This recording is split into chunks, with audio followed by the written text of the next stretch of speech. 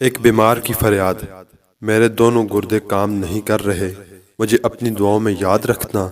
सेहत अल्लाह की बहुत बड़ी नेमत है। अल्लाह का शुक्र अदा किया करो। डायलिसिस के दौरान जिस्म से खून सुर्ख नाली से बाहर निकाला जाता है, फिर मशीन से उसे गुजारने के बाद जिस्म में दोबारा नीली नली से दाखिल किया जाता है।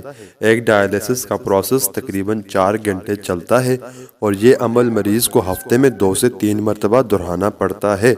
वही जिन लोगों के गुर्दे किडनीज सेहतमंद हैं, उनके जिस्म में यही अमल खुद ब खुद दिन में 36 मरतबा होता है, बिना किसी तकलीफ के और मुकम्मल आराम के साथ।